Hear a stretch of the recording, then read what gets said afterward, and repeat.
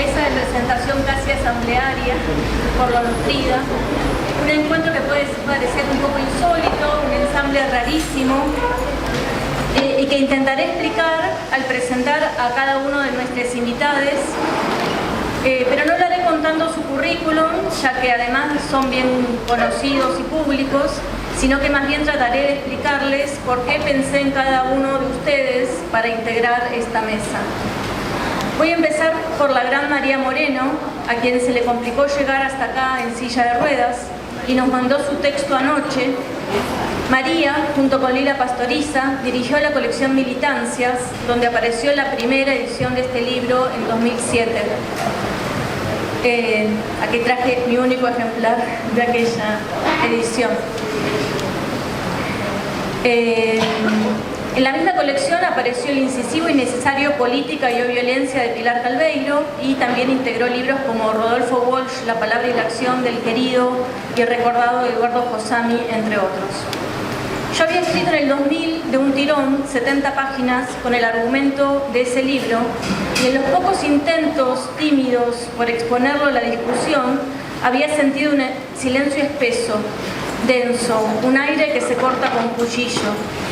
Fue la insistencia amorosa y paciente, imprescindible, de María y de Lila, y la interlocución preciosa y precisa de Pilar, las que me permitieron escribir este libro. Siempre digo que no se puede investigar a solas, tampoco escribir. Siempre lo hacemos escuchando voces, vivas y también muertas, con las que conversamos, y aunque la autoría sea también un modo de inscribir la responsabilidad sobre lo dicho, quiero declarar en este acto que este libro no existiría sin María Moreno. Es de alguna manera cómplice involuntaria de este libro y de tantos otros, partícipe de este delito.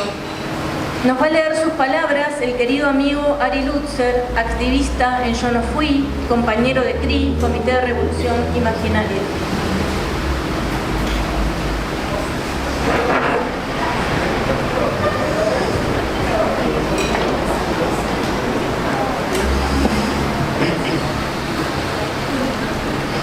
Este libro adelantaba en 2007 cuando salió en la colección Militancias que dirigíamos con Lila Pastoriza. Adelantaba cuando señalaba la diferencia de géneros para asestar la acusación de traición. Las traidoras no colaboraron, cogieron y es que mujeres son las nuestras. Los libros Recuerdos de la muerte de Miguel Bonazo y El fin de la historia de Lila Hecker se escudaban en el género novela para decidir desde un narrador puesto en alma bella quiénes ocupaban su lugar en el desdichado binarismo héroes traidores. Traiciones salió en la colección Militancias, título que puede parecer tajante. Con él esperábamos plantear una pluralidad de experiencias de los años 70, no con la ilusión de sumar una totalidad, sino de sugerir en el plural de la palabra no solo a los diversos grupos de la militancia política, sino también a fuentes diversas que iban del testimonio al documento y de la investigación al ensayo crítico, incluyendo como autores a integrantes de generaciones cuyas herramientas eran diferentes. La colección se inauguró con Política y o Violencia, una aproximación a la guerrilla de los años 70 de Pilar Calveiro, y bajo la divisa de uno de sus párrafos: la memoria rebelde, corcoviante, difícil de dominar. Se dice entre muchas voces que no siempre son afines, pero que pueden articularse. El asunto es este: no acallar a las voces discordantes con la propia, sino sumarlas para ir armando en lugar de un puzzle en el que cada pieza tiene un solo lugar, una especie de caleidoscopio que reconoce distintas figuras posibles. Ya lo sé, pero aún así.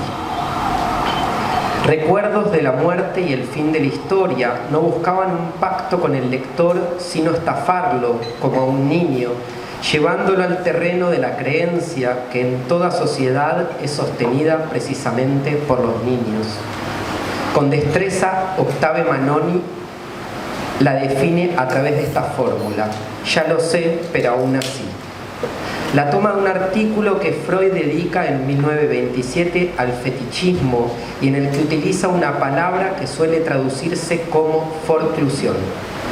Freud, genial crítico literario, imagina una escena maestra, aquella en la que el niño descubre la anatomía femenina, es decir, la ausencia de pene, pero repudia el desmentido de la realidad con el fin de conservar su creencia en la madre fálica. Se trata de una situación simultánea en donde lo repudiado es la evidencia de la realidad y lo conservado, la creencia que, sin embargo, no puede dejar de abandonar. Se trata de una actitud dividida que le servirá para pensar en 1938 el concepto de escisión del yo. Ya lo sé, pero aún así, comprueba el doctor Manoni, decimos de mil maneras para formular nuestras creencias, como si la forclusión del falo materno trazara el modelo de todos los repudios de la realidad y constituyera el origen de todas las creencias que sobreviven al desmentido de la experiencia. No importa cuán irrisoria y repudiable resulte para algunos esta ficción freudiana, pero si nos atenemos precisamente a su estado de ficción, la fórmula puede aplicarse de esta manera. Ya sé que es una novela, pero aún así creo que estos son los traidores y los otros los héroes o heroínas, ficciones que dicen la verdad. ¿Qué pasa cuando los sobrevivientes hablan? Se decide no escucharlos.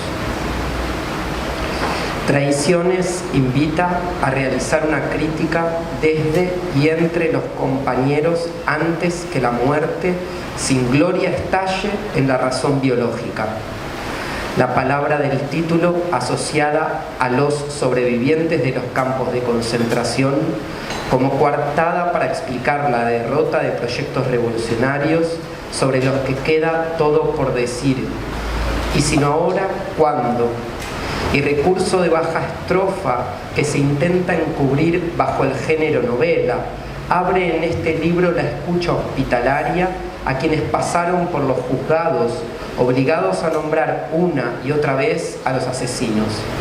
Hospitalaria también a sus silencios, al testimonio que se quiere velado, custodiado como por un secreto que pretenden romper los libros como La Llamada, donde el testimonio se esfuerza en la pretensión de la entrevistadora de hacerle decir todo a su entrevistada, escudándose en el género retrato, confundiendo el modelo con la pintura de brocha gorda.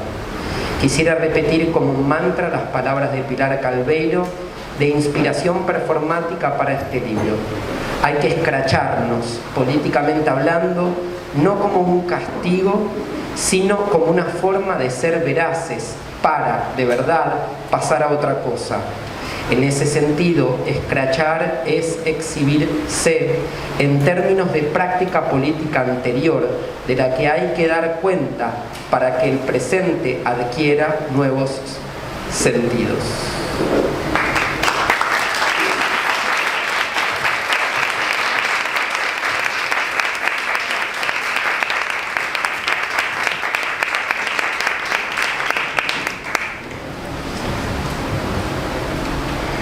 Rafael Bielsa no está aquí por su condición de exdiputado, canciller o embajador, ni por su destacada carrera política. Sostengo con él, desde que salió la primera edición de Traiciones, una estrecha relación epistolar. Desde que una mañana temprano me llamó por teléfono y se presentó diciendo tajante: soy Rafael Bielsa y quiero decirte que estuve desaparecido y no delaté. Así de difícil fue el primer contacto.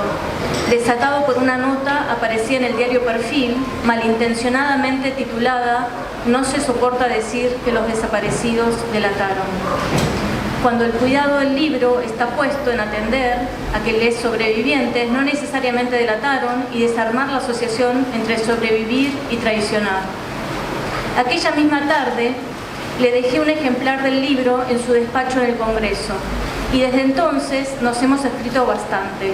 sobre todo en el periodo en el que Rafael escribió su novela Tucho, La Operación México o lo irrevocable de la pasión, aparecida en 2014, sobre el desgarrador caso de Tucho Valenzuela y Raquel Negro y sus mellices nacidos en cautiverio, secuestrados en la Quinta de Funes, donde también estuvo secuestrado el joven Rafael. Rafael entonces está aquí porque es sobreviviente. Me parecía imprescindible que hubiera en esta ocasión la voz, la lectura de alguien que hubiera atravesado esa experiencia límite e inenarrable, tan inaudible para el resto de la sociedad. Es también poeta y compositor de canciones, y es la primera vez que nos encontramos en persona.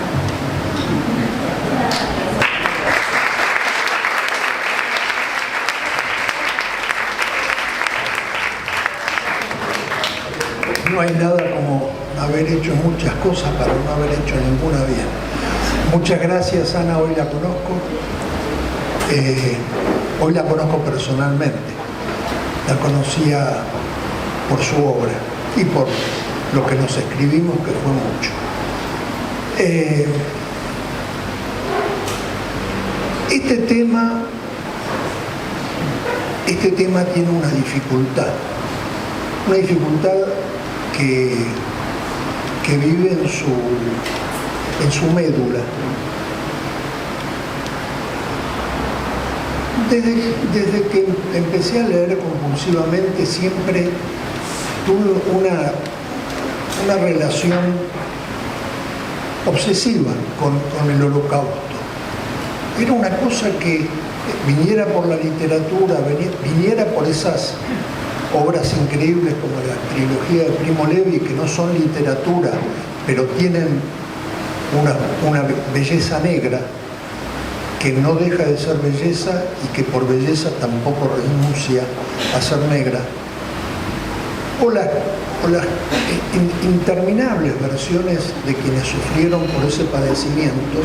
Siempre, desde los 14, 15 años, leí esos libros y no he dejado de leerlos.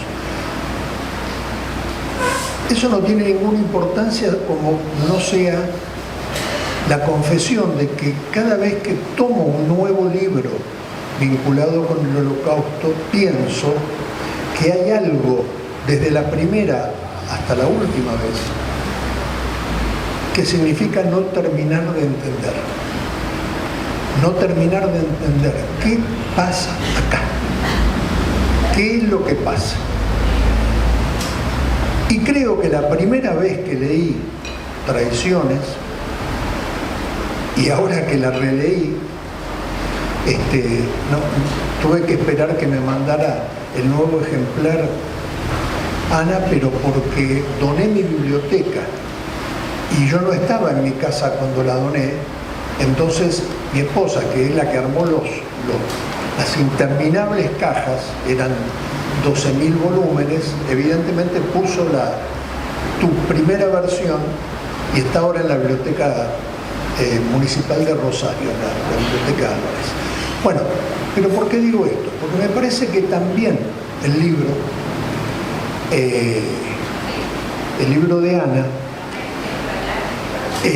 serpentea por sobre y al costado de todas estas trabas. Trabas que de alguna manera ha dicho de forma definitiva María Moreno. Un poco yo voy a decir lo mismo que dijo María Moreno en palabras más pobres. Es difícil decir lo mismo mejor que lo dijo María, pero la temática no es distinta. Entonces, en la página 148 y 149 del libro suceden algunas cosas que para mí son muy importantes en el texto del libro. Dice la doxa que uno no debe ni contar de qué trata el libro ni revelar el libro. Bueno, entonces no se puede hablar del libro. Entonces hay que ser un poco menos dogmático. La página 148 y 149 se presenta una serie de cuestiones. Yo lo tengo todo rayado al libro, pero es mi lectura. Una serie de cuestiones que me trajeron a la memoria la siguiente breve anécdota. Esa breve anécdota tiene que ver el año pasado con una comida con un escritor, muy notable escritor a mi modo de ver, que seguramente todos los setentistas recuerdan, Ariel Dorfman. Ariel Dorfman en aquella década escribió un libro que se llamaba Cómo leer al Pato Donald, o la forma de leer al Pato Donald. Para nosotros era como, bueno, un libro de indispensable, que no quiere decir ineludible, indispensable lectura. Bueno, era esta persona. Vino con la señora a comer, nos encontramos a comer, y en la Embajada Argentina.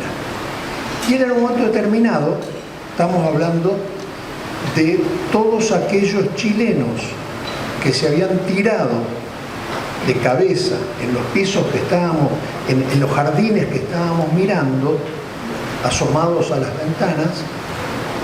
Todos esos chilenos tomaron una decisión al buscar el asilo en la Embajada Argentina en Santiago de Chile después del 11 de septiembre del año 1973. Y en un momento determinado él me dice: voy a pasar al baño. ¿Te acompaño?, le digo yo. No, me dice, yo me arreglo. Me quedé hablando con la mujer. Uno se perturba un poco cuando la intensidad de la conversación lleva al punto de perturbación. Y vuelve al rato y le digo: ¿no conoces este lugar? ¿Ya estuviste? Sí, dice, yo era uno de los 1500 chilenos que estaba tirado de cabeza. Más, me dice, debajo de las bachas del baño al que fui, yo dormía. Durante los 4 meses que estuvimos, me miró la esposa, encerrados aquí adentro, yo dormía ahí abajo. Y a partir de ahí se pusieron a hablar de lo que había significado en su vida, él y la esposa y él y la esposa y él, haber tomado la elección de no morir, la elección de seguir vivo. Así de repudiable era para la política, la política donde por lo menos yo militaba, que alguien salvara la vida, que alguien se tirara de cabeza en un jardín con su mujer para seguir con vida. Y la conversación empezó a subir de volumen. Y nosotros que estábamos afuera éramos de palo. Por otra parte, era una conversación que valía la pena escuchar. Y en un momento determinado, Ariel dice: yo tomé esa decisión y no abomino de mi vida, pero sé perfectamente que esa decisión me costó 50 años de vida, desde aquel momento hasta hoy. Claro, no era la vida, pero era de vida. Era la vida a lo mejor que él hubiese querido, porque él se tiró en el jardín, pero también pensaba que morir era la vida. Por eso, 50 años después, discutía del tema como si fuera ayer. Entonces, esto lo quiero vincular, más allá de ser, sobrevivir o morir, quedarse y pelear, exiliarse y vivir. Esto lo quiero relacionar con algo que acaba de decir María. Cuando seamos sinceros, recién entonces habrá otra cosa y podremos dar vuelta de la página. No. Nunca habrá otra cosa. Hay cosas, no son muchas en el ser humano, pero son cosas que al suceder, suceden para siempre. Yo creo que Auschwitz es una de las cosas que al suceder, sucedieron para siempre. Y me parece que la peripecia por la que repta el texto de Ana es otra de esas cosas. Nosotros podremos dejar de vivir la vida biológica. Nunca dejaremos de vivir la vida que está contada en estas páginas. Esta es una primera cuestión que tenía ganas de marcar, de la misma manera que a partir de ahí se produce una descomposición en las tres cosas que suceden en todo esto de lo que estamos hablando. Primero llega a la tragedia la ambulancia, que son los periodistas. Grosso modo, aunque haya libros de pseudoliteratura que tienen como fecha, una fecha muy inicial, 1983, 1984. Primero la ambulancia. Después llegan los cirujanos del episodio, que son los historiadores, que empiezan a historiar sin ninguna pantomima de que esto es literatura, esto es real fiction, ninguna cosa de esas. Empiezan a hacer historia.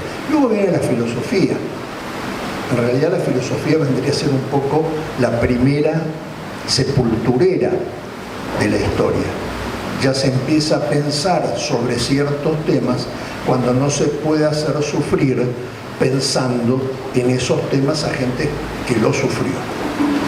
Esa secuencia, tengo la percepción que cuando llega la ambulancia comete un error, que es el error que consiste en la presentación diferente de lo que es igual y la presentación idéntica de lo que es diferente.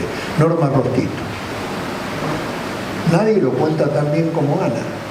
¿Por qué Norma Rostito, en un libro que no se privó de condenar a mucha gente con nombre y apellido, muchas mujeres por su femineidad y por muchas de las cosas, por aquello de la estrategia de supervivencia que residía en su femineidad? ¿Por qué Norma Rostito no es condenada en un mismo lugar donde se condena sin ningún problema, incluso hasta la injusticia? Y bueno, a mí me parece que eso tiene que ver con esto de que estamos hablando, con aquello que, por un lado, es difícil hablar de todo esto sin haberlo vivido. Es muy difícil, lo señala Ana. Ana dice, qué curioso, este escritor jamás estuvo secuestrado.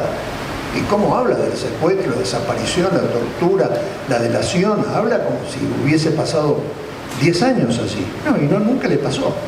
Eso es cuidadoso. Voy a hacer una reflexión sobre este punto al final. Avísame, Ana, cuando estés cerca, ¿eh? Ya estoy. Bueno, menos mal. Entonces,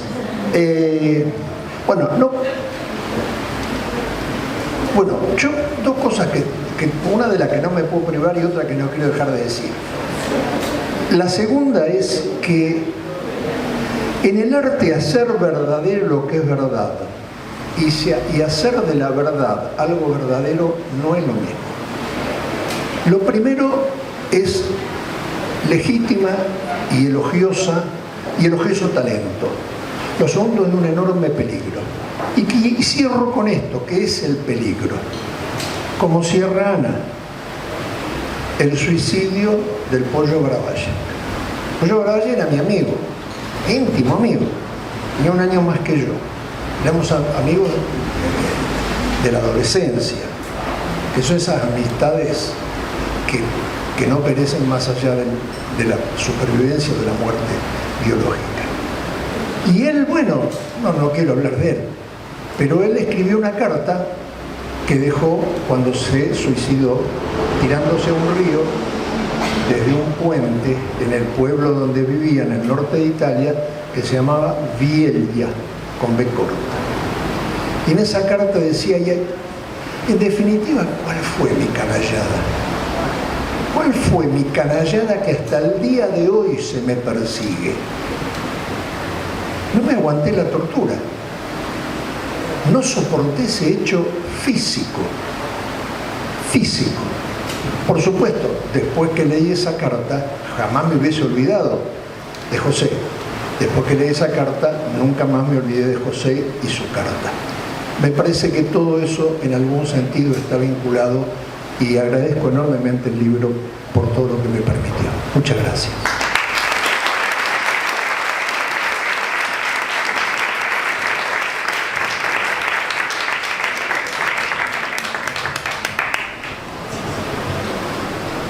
Sí, perdón por hacer el rigor del tiempo, pero después, en todo caso, podemos dar una segunda vuelta si nos queda un margen.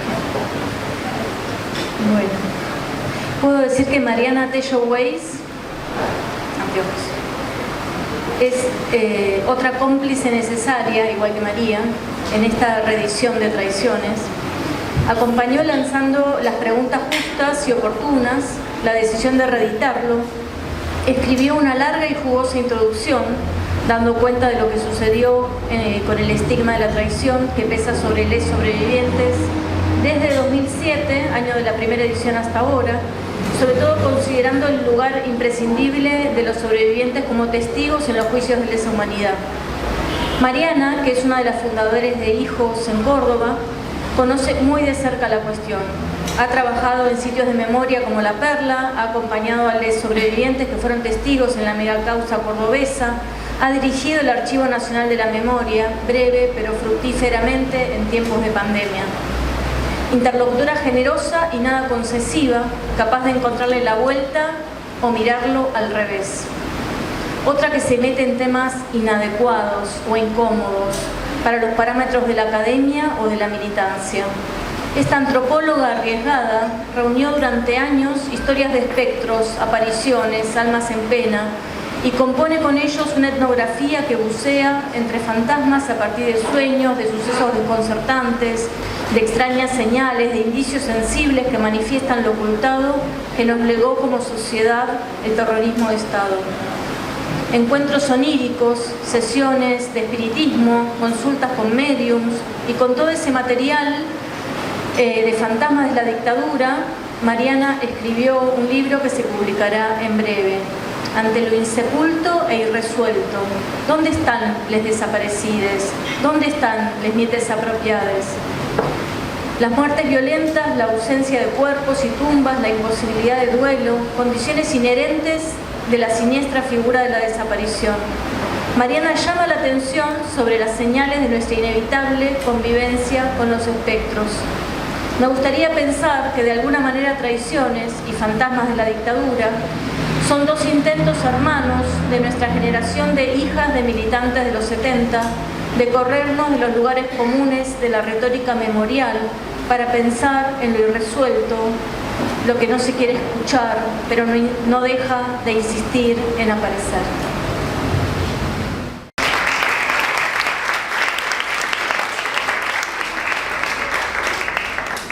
Bueno, buenas tardes.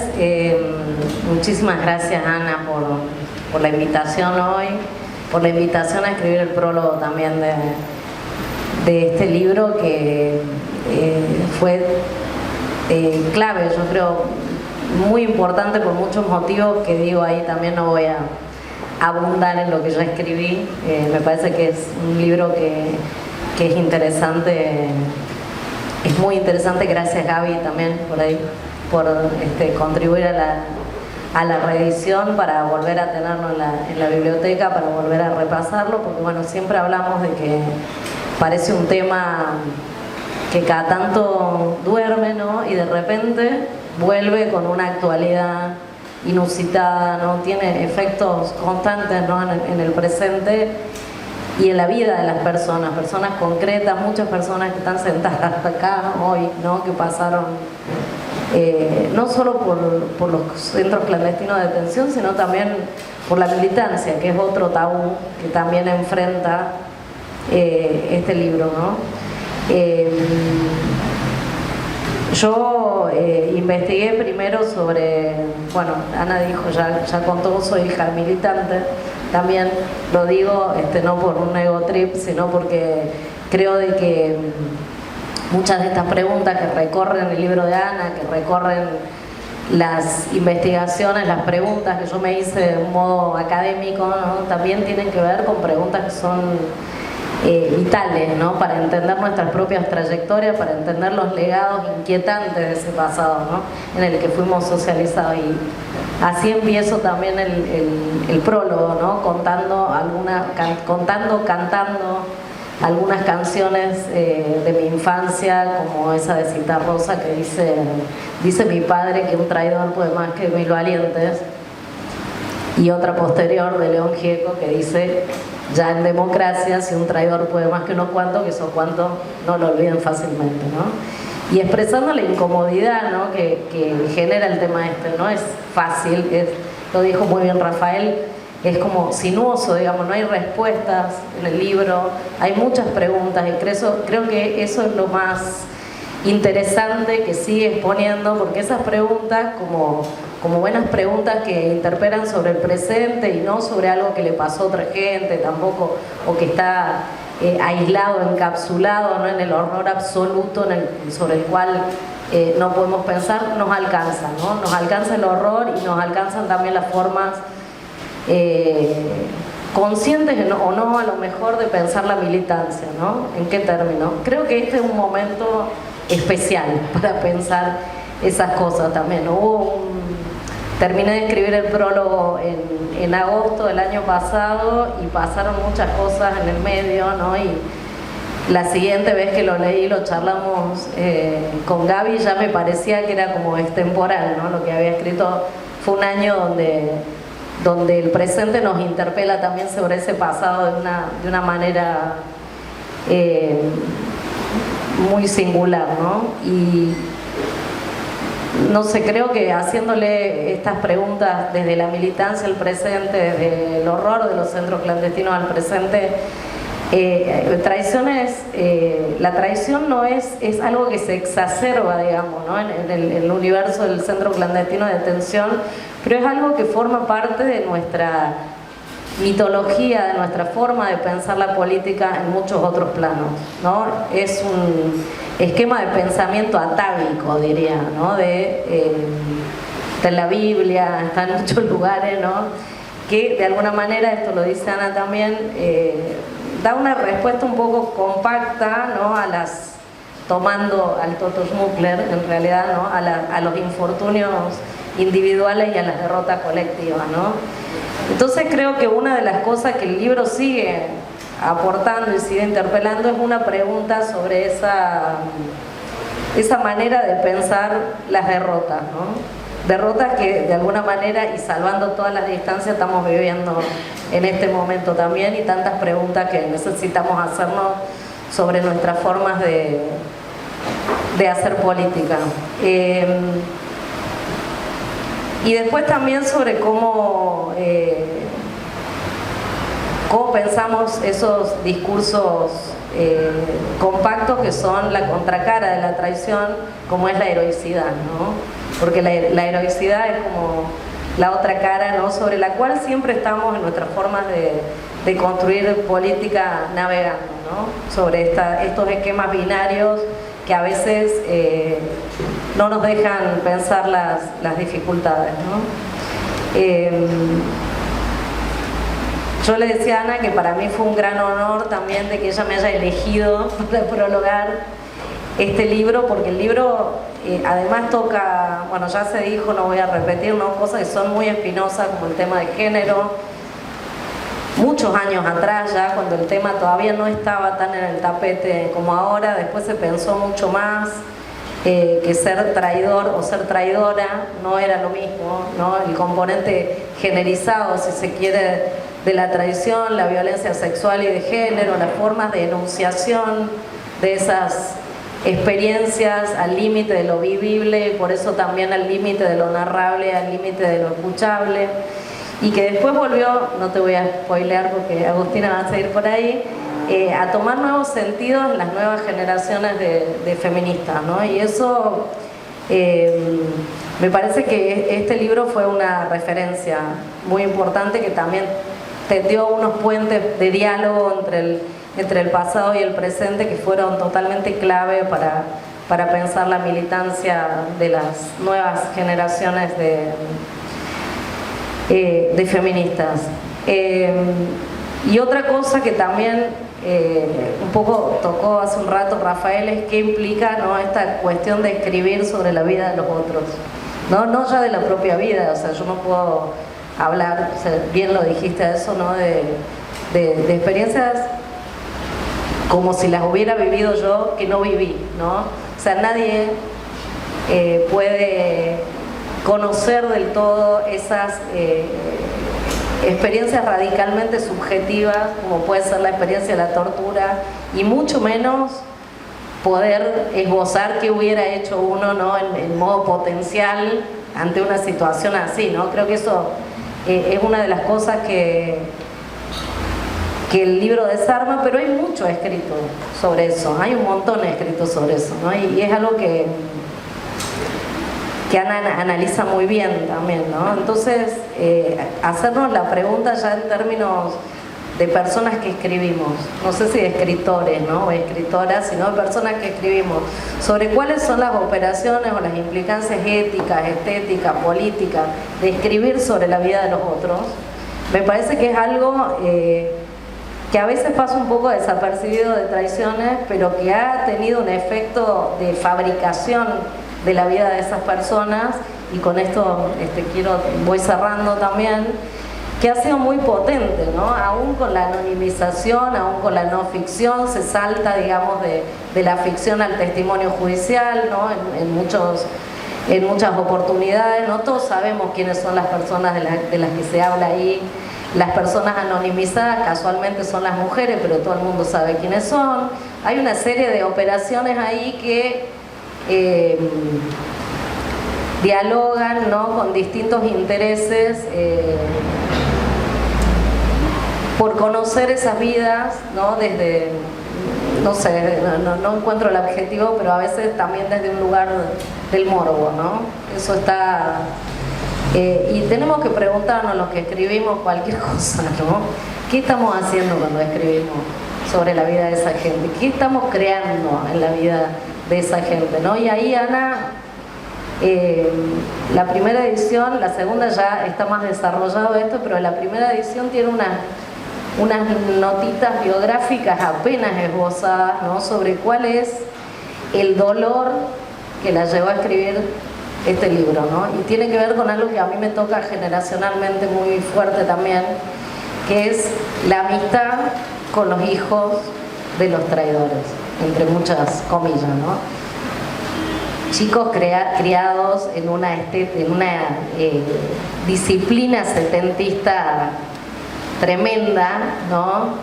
Con mandatos imposibles de cumplir, también rozando el mandato sacrificial de que la única forma de estar a la altura de nuestros padres sería morir por una causa, ¿no? Y que de repente se encuentran en un libro de no ficción, en un testimonio judicial, en algún lado, se encuentran con que su papá o su mamá era un colaborador, un civil adscripto, ¿no? Son sindicados, una puta, ¿no? ¿Qué estamos creando, ¿no? Con esas escrituras? Bueno, yo viví muy de cerca esas situaciones con amigos, amigas, ¿no? Como le pasó a Ana, y realmente en el tiempo de acompañar los testimonios judiciales de las sobrevivientes, de los sobrevivientes, trabajé mucho tiempo en La Perla, también en lo que fue el centro clandestino de La Perla, los sobrevivientes de ese centro clandestino.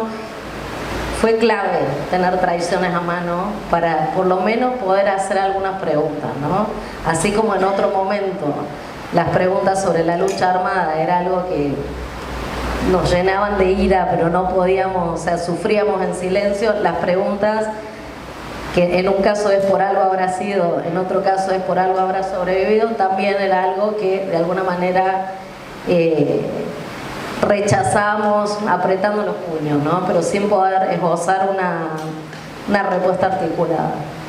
Y digo, esto fue las respuestas, las nuevas preguntas que encontramos en Traiciones, tu nota sobre el suicidio del Pollo Baravalle, que fue algo que nos marcó tremendamente. Fueron algunas cosas que nos ayudaron, ¿no? A seguir ese camino serpenteante y a poner algunos mojones, ¿no? También adentro del camino, como decir, todo el que entró secuestrado a un centro clandestino de detención es una víctima, ¿no? Cosa que parece que no ha estado tan clara, salta a la vista en el caso de Baravalle, en otros casos como en Tucumán, donde algunos sobrevivientes, en base a esta discusión política a la cual el libro abona, han sido imputados teniendo esas trágicas consecuencias, ¿no? O sea, no los mató la represión, los mató la incomprensión, ¿no? Y creo que bueno, que es una tentación siempre vigente y que las apuestas por comprender como este libro son valiosísimas en ese sentido, por ellos y por las generaciones que vienen detrás también, ¿no? Porque no se agotan en una vida, eso tampoco, ¿no? Un poco lo decías vos. Así que bueno, muchísimas gracias, me siento muy honrada y te vuelvo a agradecer por esa posibilidad y por todo el diálogo que hemos estado teniendo todo este tiempo en torno al libro. Gracias.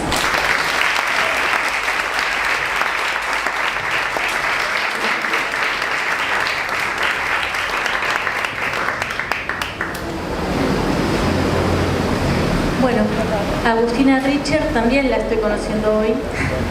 En esta mesa es nuestra representante de quienes no habían nacido en los años 70, ni vivieron la dictadura, e incluso ni siquiera hubiera podido leer Traiciones en 2007 porque era muy chica.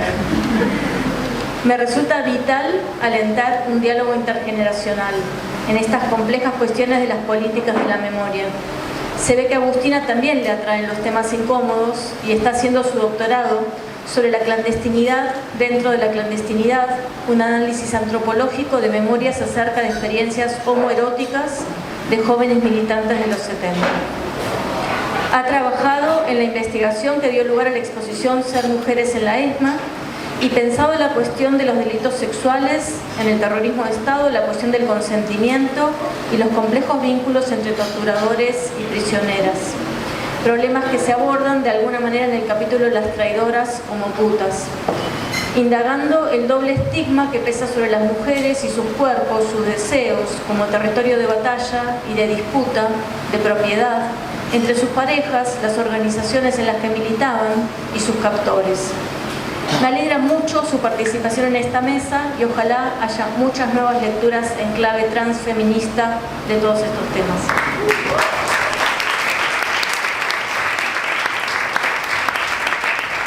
Bueno, buenas tardes a todas, a todos y a todes. Muchas gracias, Ana, por la invitación y la presentación. Es un honor para mí estar hoy acá presentando este libro. Y quisiera comenzar esta presentación con un relato. La primera vez que leí Traiciones fue en el año 2019, como bien dijiste, en el año 2007 no, un poco más de una década después del lanzamiento de su primera edición. Era un tiempo en el que las luchas por la autonomía, justicia y derechos encontraban un puente entre generaciones, y el libro de Ana ofrecía claves para entender cómo las luchas por la memoria también podían ser feministas, incorporando los cuerpos, las sexualidades y los géneros como dimensiones fundamentales para pensar la resistencia. Cuando pensé en esta presentación, lo primero que me vino a mi mente fue una imagen de marzo de ese mismo año.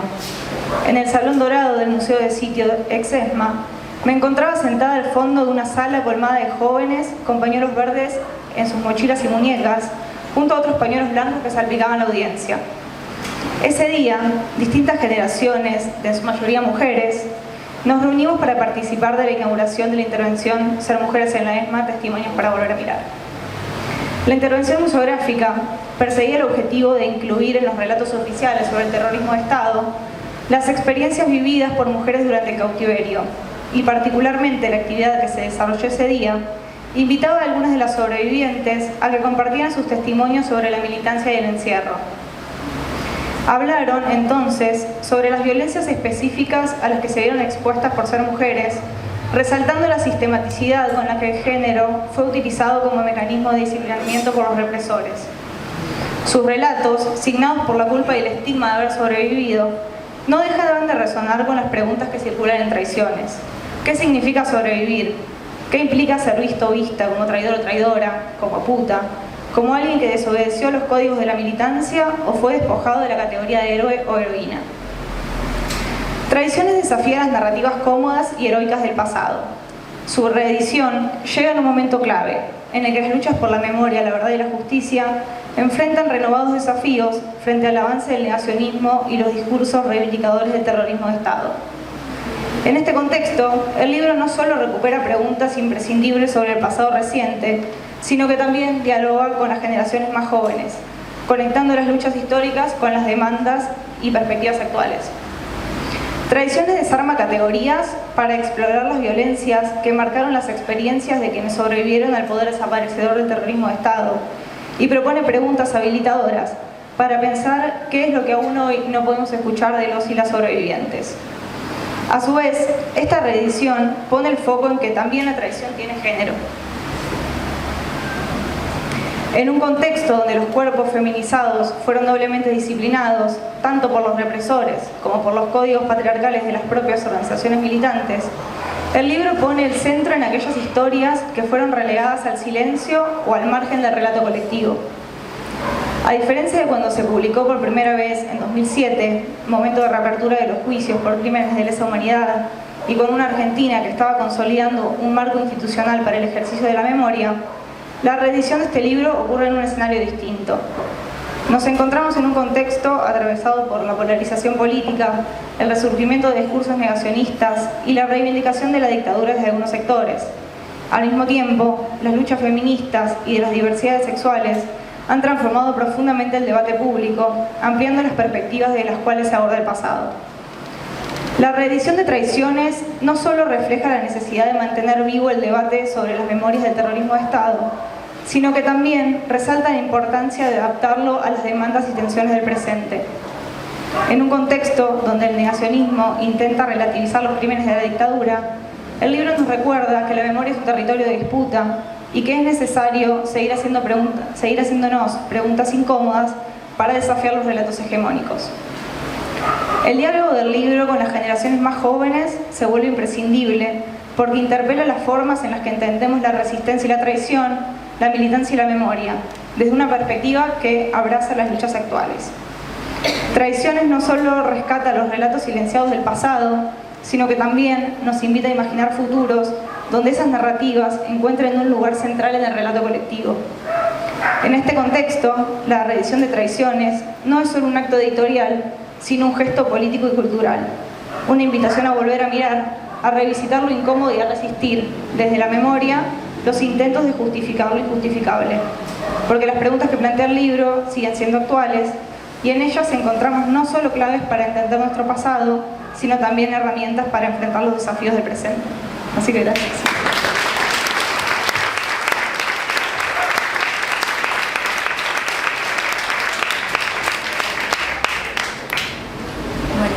Por fin, Roberto Jacobi, al que me une una enorme amistad desde hace 3 décadas, una rotunda complicidad intelectual y afectiva que empezó desde que Mariano Metzman y yo logramos convencerlo, porque él se resistía, en 1993, de que nos dé una entrevista para hablar de Tucumán Arde y la radicalización política de la vanguardia argentina de los 60. Esa conversación, que terminó durando como 4 horas, fue un total parteaguas en nuestra investigación. La inteligencia despiadada de Roberto y su capacidad de salirse del lugar conocido, que tanto admiro y a veces temo, en él. Cuando di a conocer en redes sociales que se venía esta reedición, volvió a sorprenderme una vez más al comentar que Traiciones era el libro mío que más le gustaba.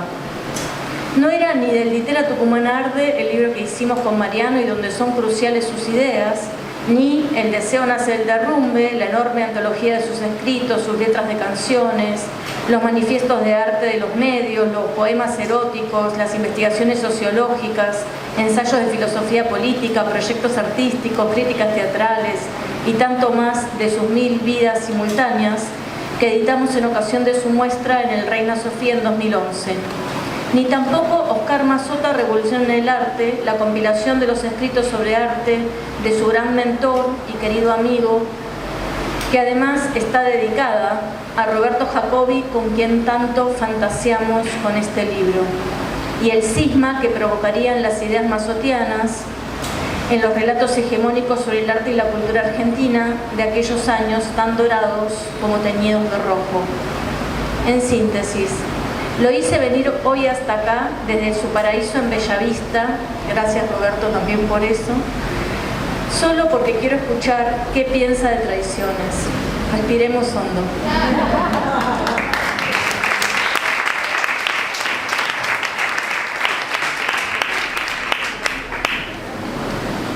Bueno, además de todo lo que dijo, creo que me dejó para el final una cuestión de edad, como fuera el viejo de la tribu. Uno también es sobreviviente desde cierto punto de vista.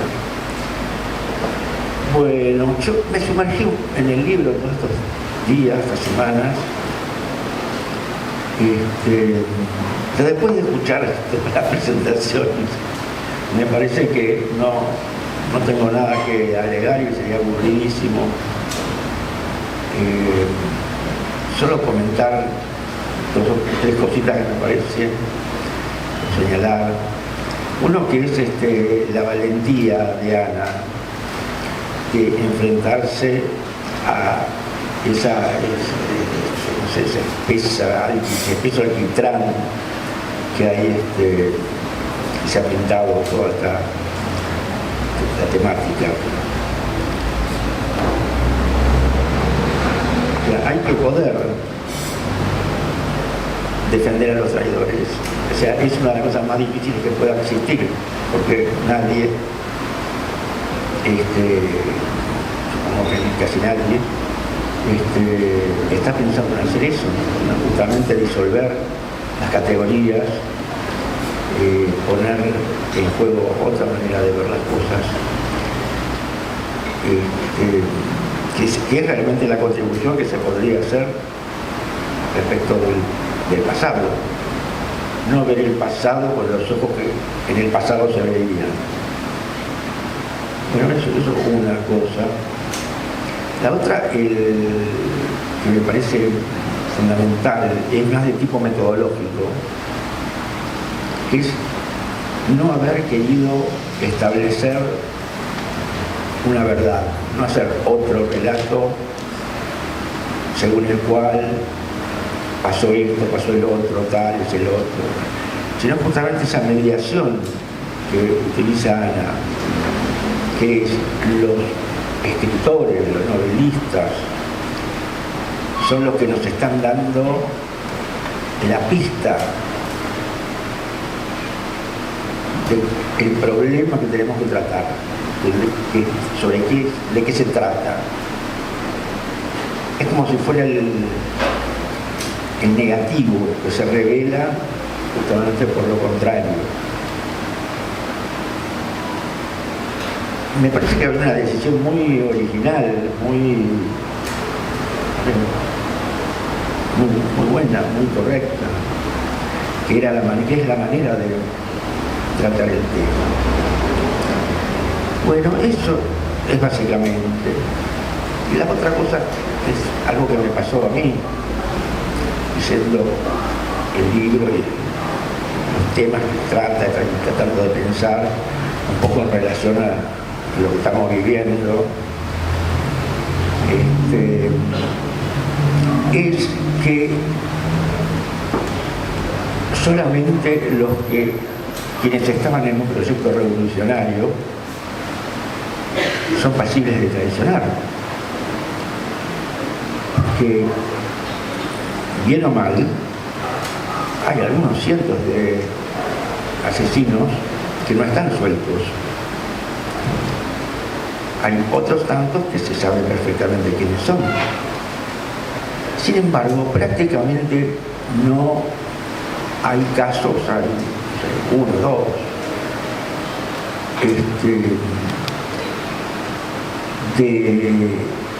de esa gente que cuenta, revela sus procedimientos. Por ejemplo, pienso en el vuelo, ¿cierto? Tiene mucho para decir. ¿Dónde están los desaparecidos? ¿Quién los desapareció? ¿En qué momento? ¿En qué circunstancia? ¿Dónde están los niños que todavía no fueron encontrados? Una temática infinita. Sin embargo, es increíble, sí, es increíble, pero habría que pensar por qué hay esta solidez extraordinaria en ese pacto mafioso. Incluso mucho más que mafioso. Los mafiosos muchas veces han hablado. Sin embargo, en este caso no se ha logrado. ¿Qué significa? No pude menos que pensar que hay alguna ligazón que yo no la conozco, no sé cómo se puede pensar en el hecho de que nos estén gobernando personajes que felicitan, que defienden la creación de una sociedad concentracionaria, que defienden incluso a los individuos, no solamente el concepto genérico. ¿Y qué está pasando ahora? ¿No? Me gustó la idea esa de que hay temas que nunca desaparecen. Una vez que se instalaron, están para siempre. Y en este caso, lo que están para siempre es el silencio. Estuve leyendo, me puse a buscar por este mismo tema, que hay 3 tomos que hizo la Conferencia Episcopal Argentina, y escuché entrevistas que les hicieron, etcétera, etcétera. Todas las cosas que dicen son realmente, no se puede creer. Que 3 libros y una investigación de 10 años de gente que tiene el poder que tiene la Iglesia Católica, y no pasa nada. Te cuentan cosas así triviales. Hoy sí, no conseguimos que el arzobispo no sé qué dijera esto o contara lo otro. Como si no lo consiguen ustedes, ¿quién lo va a conseguir?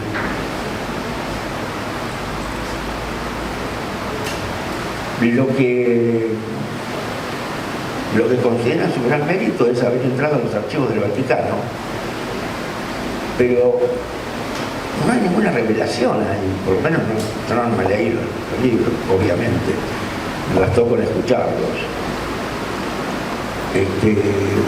¿Cómo se perdonaban unos a otros? Sí, puede ser que no hayamos hecho todo lo que se debía hacer, puede ser que algunos obispos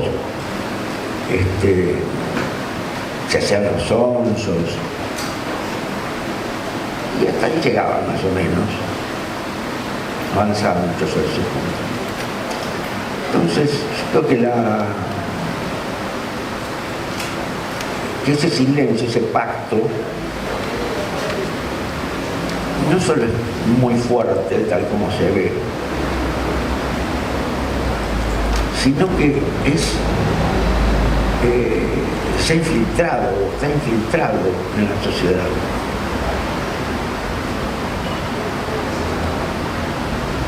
Y hay un silencio cómplice, porque si no, tampoco se puede entender que de los 500 chicos secuestrados se hayan rescatado en el 170, no sé, porque no me va, pero obviamente hay mucha gente implicada en un secuestro. No puede ser que nadie sepa.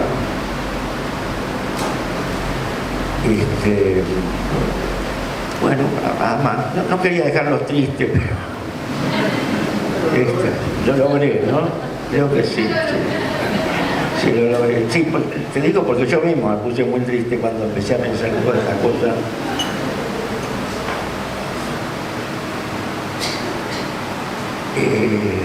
Bueno, habrá que ver qué se hace con eso, ¿no? que eso se puede convertir en un objetivo, porque el lugar lo ocupan ellos. Lo que se discute es que si tienen que pasar el resto de su pena en la casa o en esa prisión que debe ser unos hoteles de lujo.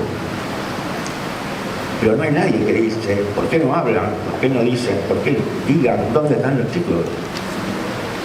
Hay que dar vuelta a la cosa, porque parece que fuéramos, que los delincuentes estuvieran de este lado, en el discurso, digamos, mediático y de las redes.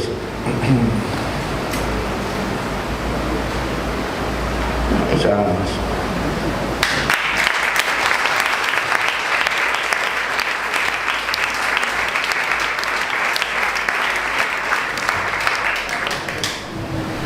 Bueno, me voy a seguir de guión porque escuchándola a Robert no puedo dejar de contarles que hoy a la mañana estuvimos tomando finales en la Facultad de Filosofía y Letras y una estudiante me dio una pista para encontrar a uno de los nietos. Hoy, hace un rato. Y obviamente no sé si esa pista va a funcionar, no sé hasta qué punto, pero creo que hay algo que más allá del silencio, del pacto de silencio que efectivamente los represores han construido tan sólidamente, hay fisuras, hay hilos que se sueltan, hay documentos que aparecen, hay capacidad de seguir buscando, creo yo, no contentarnos con ese bloque monolítico, sino eso, abrir la escucha. Después les cuento cómo sigue esto, pero me dejó como muy absolutamente conmocionada, ¿no? El hecho de que esto siga apareciendo de esa manera tan inesperada. Una presentación del libro es siempre una celebración de la concreción del trabajo de mucha gente, no solo de quien escribe, y también celebración de la posibilidad de que circule por aquí y por allá, y encuentre muchas personas que puedan leerlo, provoque debates, acompañe insomnios, desate nuevas escrituras, ojalá. En el demasiado largo año que está terminando, nuestro mundo ferozmente amenazado y vertiginosamente despedazado, vemos asediada a la edición independiente, uno de los más vitales y sorprendentes semilleros que atesora este país. Así que mucho más motivo para celebrar la existencia de este libro con tan bella y cuidada edición. Quizás sea uno de los últimos libros de la tierra, escribe en el colofón Gabriela Lack. Imprescindible motor en cuerpo y alma, manos, pies, piel y corazón de Ediciones Documenta. Digo en la nota introductoria a esta edición que escribir Traiciones fue como extirpar de mi cuerpo un dolor antiguo, explorar una pregunta que cargaba desde chica.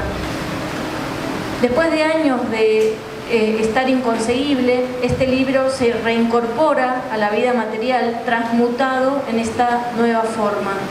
Vuelve al ruedo cuando inesperadamente se está volviendo a debatir, como decía Mariana, sobre la acusación de traición que pesa sobre los y sobre todo las sobrevivientes de la represión dictatorial, en intervenciones intelectuales en la revista Crisis, obras de teatro como Mi vida anterior, un exitoso bestseller como La llamada, etcétera, etcétera. En el proceso de revisar y preparar la reedición, volví a sentir el vértigo de remover o agitar un fondo barroso, el susto de quedar de nuevo a la intemperie. Volvieron a ser cruciales el acompañamiento, la complicidad, las lecturas, los señalamientos, el sostén de Mariana Tello Weiss, de Pilar Calveiro, de Luis Ignacio García, de Dani Selco y de Luciana Rago. Junto a Pilar decidimos, saco mi fetiche, junto con Pilar decidimos que esta carta que me hizo llegar en el año 2008 se convirtiera en la contratapa del libro, una suerte de fetiche protector, un texto mínimo pero también íntimo que habla del acto ético como parte irrenunciable para la política misma. En amoroso gesto para esta celebración, mi amiga, la artista Lucía Bianchi, en diálogo con Gabriela Lack, convirtió el pliego que envuelve el libro y cobija su desnudez, que es también un cartel, en una obra intervenida con serigrafía hecha con tinta transparente. Una trama que interrumpe la certeza e instala la pregunta velada, pero constante, insistente. ¿Traiciones? Una inscripción alterando lo seriado y dislocando la matriz que nombraron Gabriela y Lucía una traición gráfica. Por último, pero primero, a mi hijo Santu, que está aquí filmando este acto, alguien que sabe alimentar jardines y pequeñas selvas. Ay, perdón.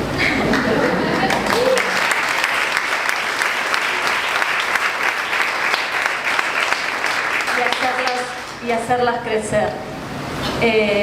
Nada, siempre me emociono, perdón. Así. Nos da, creo, un ratito, si hay ganas de una segunda vuelta o incluso de alguna pregunta o comentario de quienes están acá reunidos. Tenemos media hora hasta terminar. No sé, Rafael, si querés retomar con lo que te había quedado en el tintero.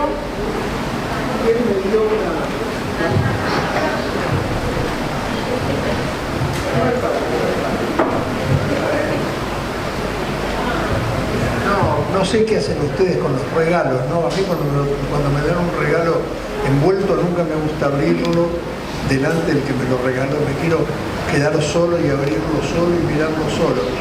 Y él recién me dio una idea extraordinaria, por lo menos algo que yo no lo había visto, muy transitado, y ahora me quiero quedar solo para pensar en esa idea, que es la idea de por qué no reclamamos con el mismo fervor el pacto del silencio. Lo hemos mencionado, se ha mencionado.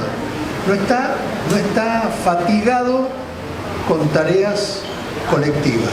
Entonces, no tengo nada de qué hablar.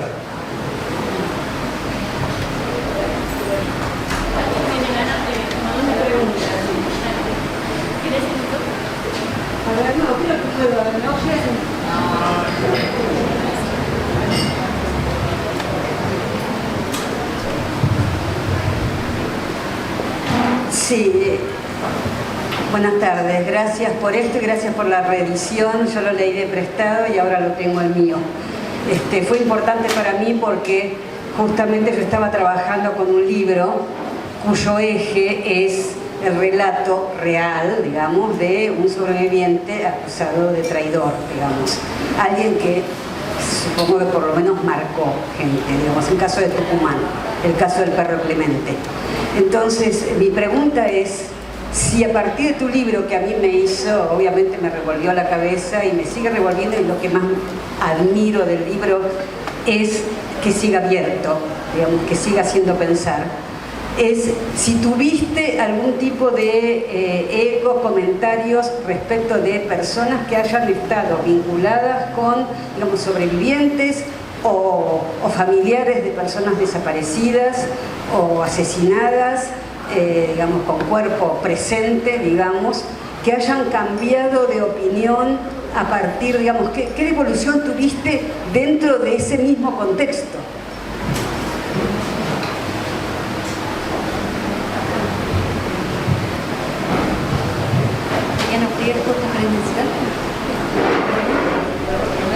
Sí.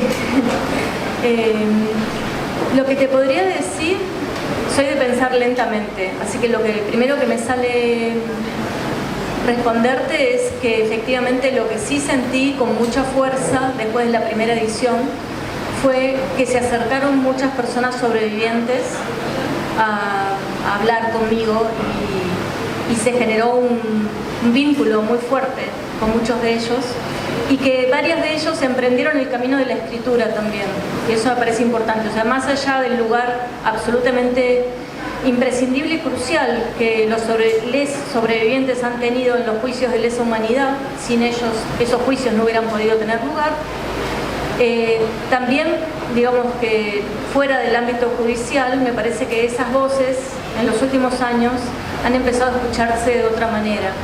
Y esos ejercicios de escritura sí me parecen como muy cruciales, ¿no?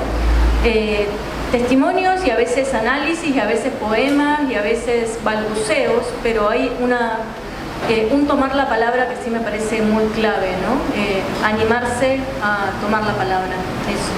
Y del lado de los acusadores, acusadoras, digamos, entre comillas, dentro de la propia militancia. Bueno, hubo bastantes ataques al libro en su momento, ataques de diferente, un poco lo sintetizo en la nueva nota introductoria del libro.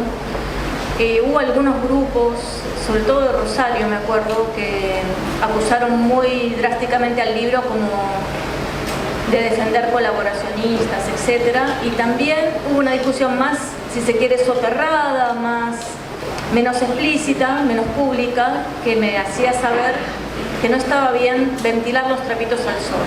Eso, ¿no? Como que de estas cosas se habla para adentro, pero no se hace pública. Eso sí. Y luego hubo también una discusión que se dio en una mesa que armó María Moreno cuando recién se estaba abriendo el Haroldo Conti, hace muchos años, y armó una serie de mesas en torno al testimonio, y ahí me tocó compartir la mesa con Carlos Gamerro, y él me hizo una crítica más desde el lado de la literatura, diciendo que este reclamo de una responsabilidad ética a ciertos libros que cabalgan entre la literatura y la ficción, entre el testimonio y la ficción, y hacen este pacto de verdad del que ya hablamos bastante, que era una acusación totalmente fuera de lugar, porque la literatura es autónoma y puede hacer lo que quiera. Literalmente, me lo dijo así. Entonces, digamos que ese fue el otro tipo de ataques que en ese momento recibió el libro.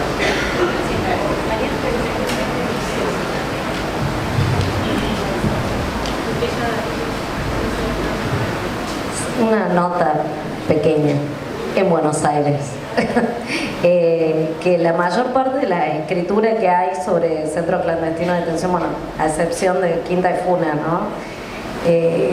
Gira muy en torno a un modelo concentracionario que es la Escuela de Mecánica de la Armada, y es un poco como hemos aprendido a pensar, ¿no? esos espacios, y Tucumán, si vos has trabajado sobre eso, es muy distinto. Los lugares pequeños son muy distintos, no tanto en cómo es el universo concentracionario, sí, distintos estilos, podríamos llamarle, de administración del horror, pero la vida después, ¿no? En esos lugares es muy complicada, Y yo contesto un poco la pregunta voy a meter una cosa personal. A mi mamá la asesinaron en Tucumán, y muchísimos años después, 30 años después, aparece un sobreviviente que rompe una losa que había construido en un banco de losa en el patio de su casa, y de ahí saca 2 biblioratos de papeles. Claro, sí, lo estoy contando para el resto que no sabe quién es.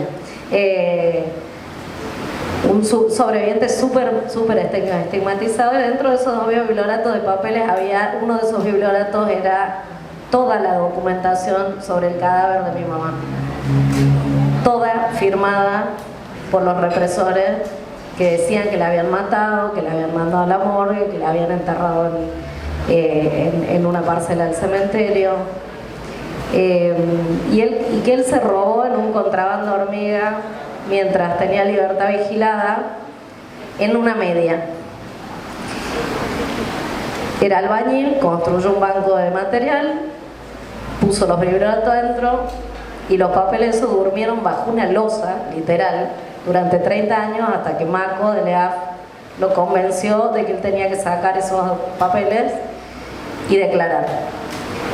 La declaración de él en el juicio de mi mamá fue tremenda. O sea, él no sabía quién era mi mamá, o sea, fue una cosa fortuita. Sí, mi papá, lo conocía mucho mi papá, que era su responsable, y fue muy tremendo encontrarme primero con el escarnio de los compañeros, ¿no? Compañeros que además yo conozco, ¿no? Que son como mis tíos, y tener discusiones fuertes con ellos también, ¿no? En esto de qué cambia en los compañeros, ¿no? Y después de encontrarme con él también y abrazarlo, cuando lo fui a abrazar, él se desplomó. Fue como, perdón, no, o sea, yo tengo que agradecer por sacar esos papeles, y poder conversar con él, y poder, yo ya a esa altura llevaba mucho tiempo trabajando con sobrevivientes, confirmar una vez más que esos sindicatos de traidores, que un poco más tienen cola y cuernos, son gente exactamente igual que nosotros, que mi padre, que su compañero, ¿no? Solamente que con un estigma enorme, ¿no? Entonces, bueno, ahí, de un tiempo a esta parte, esos mismos compañeros que en algún punto lo hostigaron cuando estaba declarando, leyeron traiciones varias veces, también las veces que yo voy a Tucumán leen cosas y las discutimos, y yo creo que son temas que no tienen respuesta, pero que de alguna manera ponerlo sobre la mesa, lo decís vos con una metáfora, ¿no? O sea, no es que derrumban el muro de desconfianza que tan efectivamente construyeron los milicos entre los militantes, ¿no? Pero sí lo agradan un poco y posibilitan algún tipo de diálogo, ¿no? De un tiempo a esta parte, con él incluso se suavizó un poco.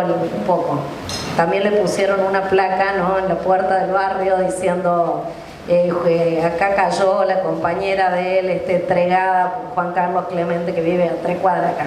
O sea, es como, por eso digo, en los lugares chicos es otra realidad también, ¿no? O sea, mucha gente por eso también se ha movido de lugares grandes. Su hijo se fue a Barcelona a vivir, no vive en Tucumán. Pero yo creo que de alguna manera, sin respuestas conclusivas, sin juzgar tampoco a los compañeros que a lo mejor se lo encontraron en una sala de tortura y no se pueden olvidar nunca más de esa escena, sí orada de alguna manera y posibilita algún tipo de diálogo en el cual no nos confundamos de quiénes son los que generaron ese tipo de situaciones, ¿no? No los compañeros, sino un aparato del Estado con gente formada por el aparato del Estado en una ideología fascista que tenía muy claro qué era lo que tenía que hacer para introducir de manera duradera la desconfianza entre la militancia. Porque al día de hoy lo seguimos discutiendo, ¿no? Y en lugares chicos, más todavía.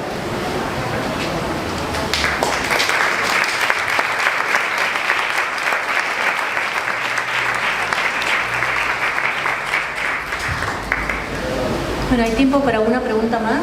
No sé, Miriam.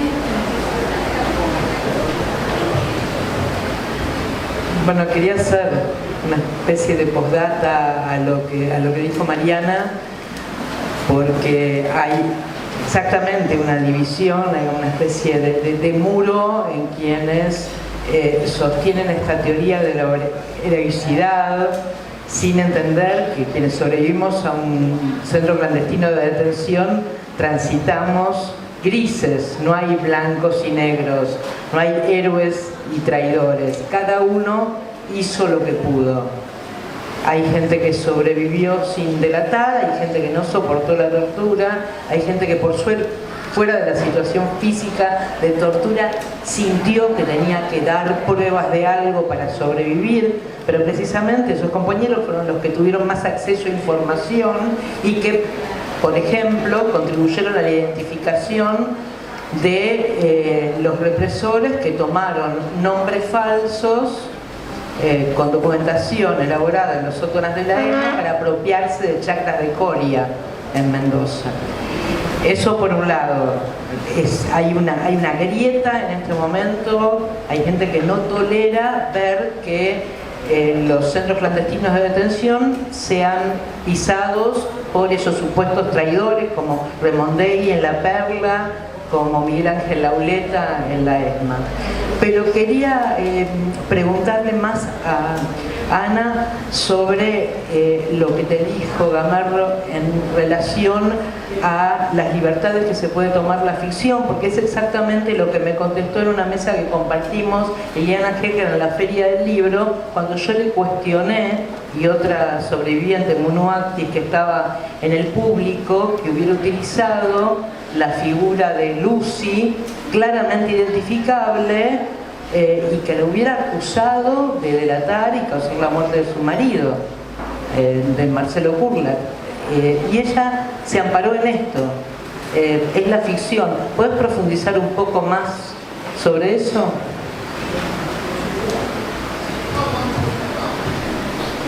Bueno, de eso habla bastante el libro. No sé si voy a repetir un poco lo que ya está, pero me parece que sí, que el punto es ese, ¿no? O sea, hay un segundo capítulo del libro que habla de ese pacto de lectura ambiguo, digo yo, de tomar materiales testimoniales, en este caso además, digo, rompiendo un acuerdo ético con una amiga, porque Lucy era la amiga desde la adolescencia de Liliana Hecker y conocía esa historia por esa intimidad y ese pacto de confianza, ¿no? Con eso hace una novela que se escuda en que es ficción para efectivamente construir o hacer público ese escarnio, ¿no? Ese lugar de condena y que además se toma la libertad de introducir un montón de juicios, ¿no? Y de datos que son efectivamente no verosímiles o no verdaderos, ¿sí? Entonces me parece, lo que intento trabajar en ese capítulo es como hay algunos libros que, digamos, toman el testimonio pero construyen con él, a partir de las herramientas de la ficción, un estatuto de lectura muy problemático, al punto tal que Dri, por ejemplo, entrega Recuerdo de la Muerte como su testimonio judicial, cuando el libro, como bien sabemos, está lleno de cosas que Dri no puede haber visto ni sabido y que son parte de la voladura imaginativa de Bonazo, ¿no? Entonces, hay algo ahí muy complejo, no solo digo al interior de la literatura, sino cómo instalan un relato respecto de lo que pasó en la ESMA, que como bien dice Mariana, es una especie de paradigma del campo de concentración en la Argentina, ¿no? Un relato público, un relato que se repite en las visitas guiadas, etcétera, etcétera, cómo empieza a generar una suerte de verdad inapelable, ¿no? A partir de esa circulación literaria. Entonces, por eso mi cuestionamiento tenía que ver con una ética de la literatura, con una responsabilidad respecto de los efectos que la literatura también tiene, y digamos que esa defensa ultranza de la autonomía no hacía más que exonerar o disculpar de una manera muy banalizante, ¿no? Eso.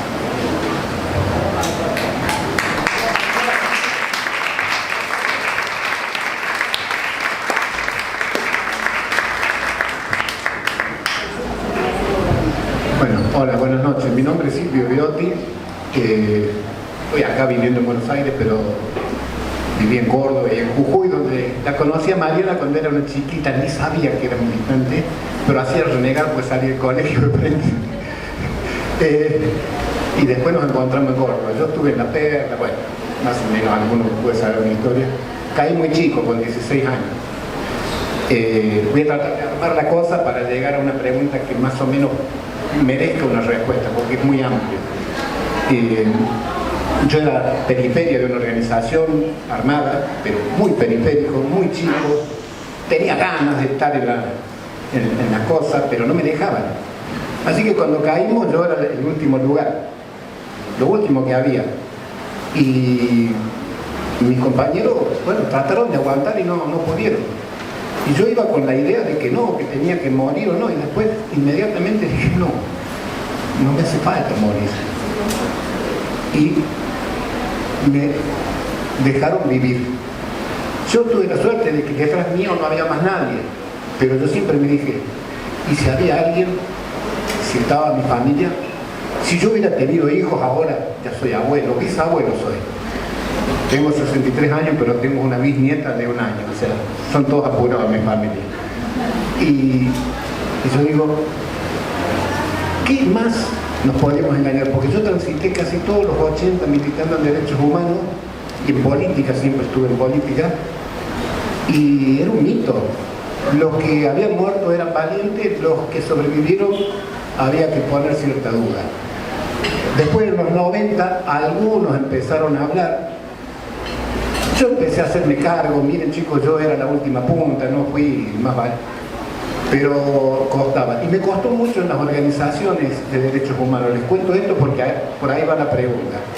A mí me costó mucho cuando volví a Córdoba, ya en la década del 2000, sobre todo con familiares. La Asociación de Expresos también. Eran ásperos, eran todos, no, pero ese no sirve. Y yo necesitaba encontrar, por suerte, ahí la encontré a Mariana, la conocí a Mariana, y yo no sabía del libro, pero Mariana se ve que ya sabía. Y nos puso en contacto con mucha gente, que fue lo más valioso que yo tuve en mi vida, porque después de eso me permitió cerrar más cosas. Y yo era medio kamikaze siempre, y me largué contra los que opinaban de otra forma. Tuve mucha resistencia, mucha bronca, pero después fue cambiando. Trabajo de Mariana, de otros chicos, de los compañeros que fueron los sobrevivientes. Nosotros los conocemos como los sobrevivientes, pero en esa época se les decían otros nombres más feos, ¿viste?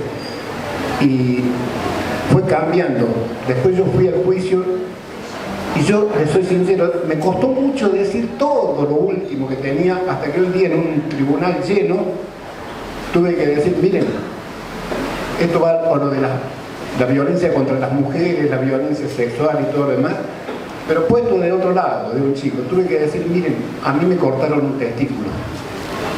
Lo mantuve en secreto durante toda mi vida.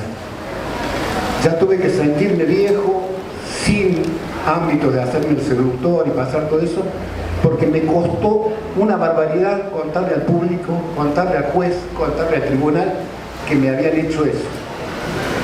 Y mis compañeras, que yo sabía que habían sido víctimas de la violencia sexual, les costaba una barbaridad hablar, decirlo. Yo sabía, porque a mí me había costado un montón. En algún momento fue cambiando, pero veo que de vuelta se ha frenado. Entonces, a todos les hago la pregunta. Hubo un cambio donde nos permitió entender que los que estamos vivos, salimos vivos, en la condición que sea, tuvimos 2 años en un campo de concentración o tuvimos 3 meses como yo, salimos vivos porque queríamos vivir y porque teníamos familia, porque a lo mejor teníamos hijos y tuvimos que hacer lo que no nos quedaba otra cosa, pero además después nos fuimos animando. Yo me empecé a animar recién a fines de los 90, a decir todo, que yo, bueno, había hecho tal cosa que no era lo correcto, según la mística militante, y después lo último me sirvió. Y ahora veo que muchas de las compañeras empezaron a animarse, pero no lo tomaron como parte de una lucha que es política, que es de género y que falta. Entonces la pregunta es, ¿encontraron resistencia en las organizaciones de derechos humanos para este planteo de que no hay traidores ni valientes, que somos todo un poco de cada cosa?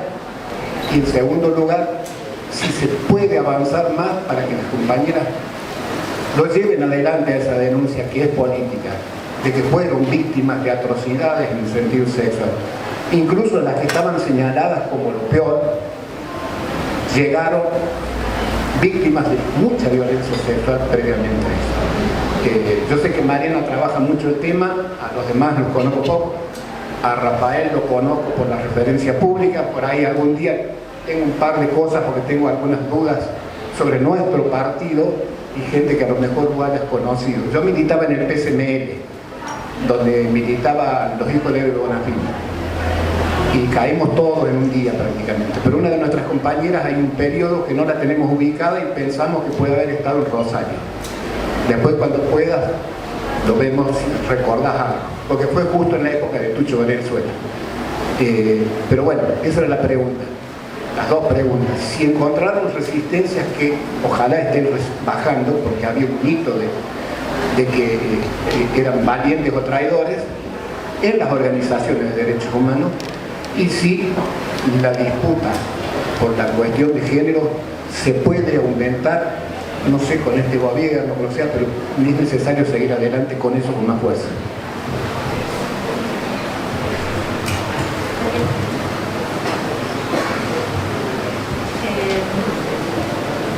Bueno, son dos preguntas densas de esas para cerrar, pero Lo que diría es que efectivamente viene habiendo un reconocimiento, bueno, las muestras que hubo en La Perla y también en la ESMA, ¿no? Ser mujeres en la ESMA y la que hubo en La Perla también me parece que van en ese sentido, de empezar a volver audible desde una perspectiva feminista, la especificidad de la condición de las desaparecidas.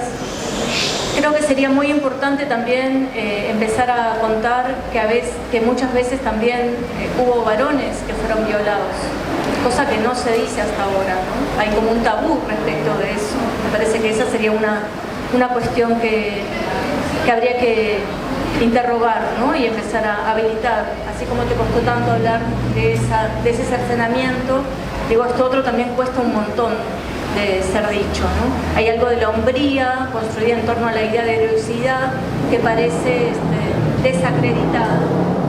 En el caso particular de las mujeres, esto es algo que hemos trabajado mucho, ¿no? En torno a cómo el cuerpo de la mujer aparece como un territorio de disputas, ¿no? Entre su pareja, que muchas veces era militante, la organización, ¿no? Que se sentía dueña de esos cuerpos y de esos deseos, y los captores que los tomaban como una suerte de botín de guerra, particularmente ensañado, deleitado, ¿no? Es algo de lo que se ha escrito mucho y de maneras muchas veces muy descuidadas, creo yo, muy poco responsables respecto de esos exhibicionismos o morbo, ¿no? Del que hablábamos antes.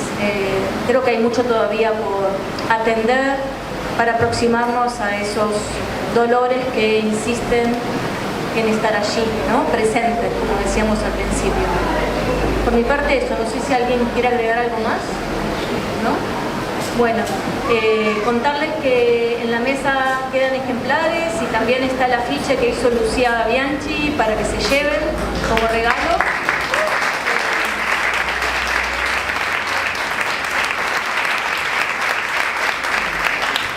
Muchísimas gracias de verdad por estar acá y por acompañarnos en este difícil trance de volver a presentar Traiciones. Gracias.